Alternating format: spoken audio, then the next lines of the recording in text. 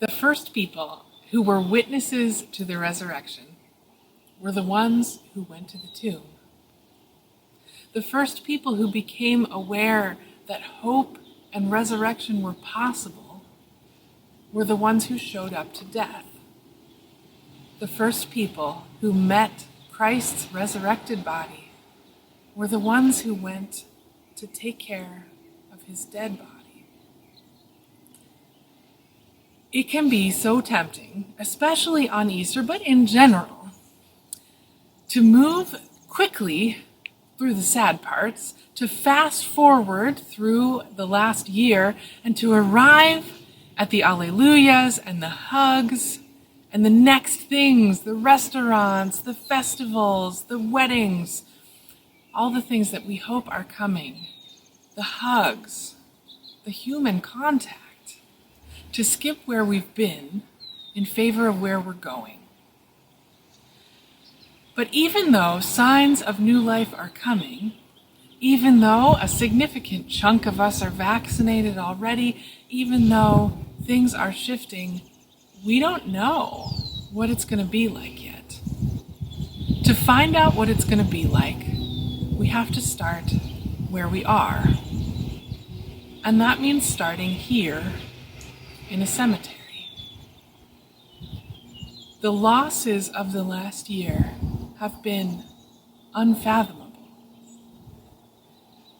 The losses of the last year we could never count. From the many hundreds of thousands just in our own country who have died of COVID-19, plus so many more around the world, to the people lost senselessly to systemic racism and police violence, from wildfires to floods, orange days, to rain, to drought. Who knows the pain that this community has suffered in the last year? In the fall, Reverend Molly said, we as a community have been both privileged and fortunate to not lose anyone, any members, to COVID-19, but Bruce Stangelin reminded us that that's not quite true. That the amount of isolation that COVID-19 caused brought Susan to the last days of her life. That all of our rituals and all of our ways of being together and offering solace to each other have been disrupted. People have died without even a hand on their shoulder or a kiss on their brow. And here we are at the end of it. Here we are, wondering what comes next. Here we are, reckoning with death. We show up where we are. We call the names out, George Floyd and so many others who've been killed. And we say, we are ready. We show up to do the task of grieving and mourning together so that we can make space for what comes next.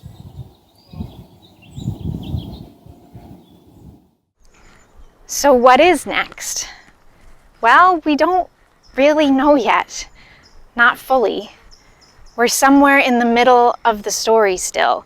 Somewhere between the empty cross, that crossroads, and the empty tomb. Still somewhere on the path out. My toddler has taken to saying recently, when COVID's all done, like it's the promised land. Oh, when COVID's all done, we can see grandma and grandpa again. Or when COVID's all done, we can take off our masks at the playground. Or sometimes when she gets a no from us, she'll say, but maybe when COVID's all done. Her hope keeps me going and breaks my heart a little to think that maybe on some level we may never be all done. And I don't mean just with this mutating virus, of course, but with all the death-dealing forces that continue to haunt us and mutate in our society, in our world. Systemic racism in its many strains and interlocking oppressions, hate crimes, and the ongoing drone of horrific gun violence. poverty, addiction, toxic theologies that turn people in on themselves and against one another, the crucifixion of our one beautiful blue planet, and on and on. When, O Lord, will we be all done with all of these death-dealing forces? And it's easy to get stuck there, right? Like stuck in the cemetery, weeping like Mary Magdalene, stuck in despair. I can feel like the massive cargo ship stuck in the Suez Canal this past week. I mean, can we as humans ever be fully inoculated against the diseases of hatred, violence, greed, oppression? Can we imagine what it would be like to truly fear no evil, to truly trust that God is with us, that love could really win, and live as if it were true? I don't know. On this side of death, anyway, we are very much still in the muddled middle, on the path out. But the story of Easter, it's a spoiler of how this all ends, and not even just how it ends, because it preaches a truth beyond linear time. It is the promise of Easter is resurrection is both our goal and our gift, that ultimately in God's time, outside of time, through Jesus, who is himself the way, death is finished. There at the crossroads of the cross, all death-dealing forces are declared all done. All that separates and destroys is already all done in the crucified and resurrecting heart of God. And so, we are still in the middle of our story, all our stories, not just where the pandemic is concerned, but all the challenges and joys we carry. But we're in a different middle moment, right, than we were a year ago. We've all changed. Sometimes it feels like time was paused on the cusp of last spring, but it didn't. It kept on ticking. A couple weeks ago, when many of us gathered on the front lawn at church for our Palm Sunday parade, you could see the time pass crystallized in the children and teens with the fresh inches and new maturities. And I overheard people saying to one another, it's you. I didn't recognize you at first. Of course, we all had our masks on, but also we're all different than we were a year ago. And that first Easter morning, friends, Mary Magdalene didn't recognize Jesus either right away. It's hard to recognize one another on the other side of resurrection. Mary Magdalene had come to keep watch at death's door. That devoted frontline nurse to Jesus' ministry, she got the first glimpse of the risen Christ, a perfectly just rollout in access to new life, if you ask me. But even though she saw him at first, she didn't see him. Through her tears, through her fears, in the darkness before dawn, her grief eclipses her imagination, and she assumes he's the gardener. Which he kind of is. I mean, on one level, right? He's cultivating a different kind of growth. And that is resurrection, new life growing up out of the ashes of death. We started in a graveyard and it's become a garden. Mary Magdalene has been reckoning with death, but now she must reckon with life. There, in the middle of the reckoning, comes the recognition, dawning slowly, and then all at once. The bubble of her sorrow pops. Teacher, it's you. The person she loved most in the world was not dead, but alive. Mary Magdalene did what any sane person would do. She rushed to grab him and never let go. But Jesus said to her, "Noli me tangere," hands off, don't touch me. How could he? The words sound harsh to our ears because we don't know what he meant by them, saying them as he did to someone he loved right back. those 3 words, "Don't touch me," have a new resonance this year. This year has cruelly prevented us from embracing our own beloveds. The magic of technology brings us together, yet dissolves us in pixelation and internet fails. We fog up the plexiglass, imprisoning our person. The specter of a virus that is not even itself a living thing somehow carries the power to snuff out the sturdiest life within its RNA. We imagine it floating on every wind that comes our way. Death has literally been in the air non-stop this year and has made us both scared to touch and scared not to touch. Every cell of our bodies is aware of our crying need for embrace and of the danger inherent still in being too close. We thrilled when the checkout clerk accidentally brushed our hand, giving us the change. Or we shivered when someone walked past us on the sidewalk, unmasked. We did what we were supposed to do. We formed bubbles, we cut ourselves off from human contact outside those bubbles, we cocooned, and we turned into mush. But no bubble can last forever. Bubbles are by nature temporary, transitional, and fragile. And now we find that everywhere the bubbles are beginning to pop. After so much time living inside of them, this is liberating, but it's also terrifying, let's admit it. We might find that we have not FOMO, but FOGO, fear of going out. Our cocoons have gotten comfortable, but if we stay there, we will die there. Those safe havens will become our tombs. How do we live again, truly?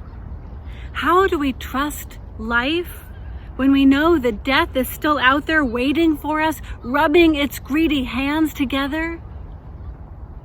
When simply because of the color of our skin, or our gender, or our country of origin, it might be even greedier for us because of the virus of hatred that has been thawed and unleashed upon the world as well. At Easter, we celebrate the victory of life over death, but what they don't tell us is that even after you've come back from the dead, they can still kill you all over again. Just ask Lazarus. And even tougher, there are things that won't kill us, but they will make us scared, sad, grief-stricken, heartbroken, or incandescent with rage. This past year has been full of such ghouls. The only sure thing is death, and the quiet that comes when it is our turn to surrender to it. But life is a completely different story. Life is a beast. It is full of uncertainty and drama, wins and losses, emotional demands, and painful new learnings. And worst of all, iPhone updates that ruin everything. After trauma and tragedy, life goes on. And eventually equilibrium may be restored. Healing may happen. We may even find an even keel. But the thrum of our hearts reminds us that if we are lucky, we will live long enough for life to get hard again. While we are getting a reprieve right now with max vaccinations just to my right at Albany Bulb, and sanity somewhat restored to our national leadership, we know in our hearts that these pandemics are not over. Life has tides and cycles between good news and bad news, between death and resurrection. So how do we live again? As much as we can after all we have been through. How do we trust life? How do we choose the biggest life imaginable and available to us at any given moment and not just play it safe? How do we embrace everything and everyone embraceable in the fullness of time? Beloved, I want you to think back on who you were a year ago. Whether you feel it or not in any given moment, you are not the same person. You are older. You are definitely wiser, and for sure less naive. You are probably kinder and more vulnerable, thank God. You are more patient. I know this because I am not aware of any recent homicides in the congregation. This doesn't mean you don't lose it from time to time, because you are still fully human. Perhaps more human than you have ever been. You move more slowly, and not just because you maybe gained weight. You move more slowly because you have gained gravity. And that is a blessing. You are clearer about what really matters, and you are meeting your people and your practices more mindfully. You let beauty stop you in your tracks more often. Some of the chaff of your life has blown away. Let it go. You notice the earth and its gifts more, maybe because you know better now that from earth you came, and to earth you shall return. Just not yet. You have survived everything so far, more than you could ever have imagined. And God isn't done with you yet. What this year has shown us is that we can endure and survive and thrive. I take it back. What this year has shown us is what we can die to and be resurrected from. Because this year has brought 1 million deaths and more, and yet we emerge. Beloved, we are emerging from our cocoons, no longer goo, but fully formed, if fragile, wet, and weak. We are discovering our wings. We are learning how they work. We are finding the courage to use them. My mother-in-law, whom I secretly call my mother-in-love because she is one of the best people I know, has spent a significant amount of time this year getting her affairs in order. Fully vaccinated now, she visited us last week, and when we went to hug, she instinctively pulled away after the standard 3.2 seconds, but I held on. "I'm not done yet," I said to her, and she melted back into me, and we danced and danced and didn't let go. Beloved, just for today, ignore what Jesus said. Grasp him. Don't let him go until he says he will take you with him where he is going, up, up, and away. Hold on tight and rise with him above the smoke and the fog and the germs and the fray of life, just for today. We have been through a never-ending Lent and a long lament. We might find ourselves flattened by survivor's guilt or frightened into staying inside the tombs that kept us safe, but now threaten our lives. We can get up, we can get out, and we can dance with God. We're not done with bubbles. The time for them will come again. But for now, let them fly away. Or better yet, fly with them straight to the sun.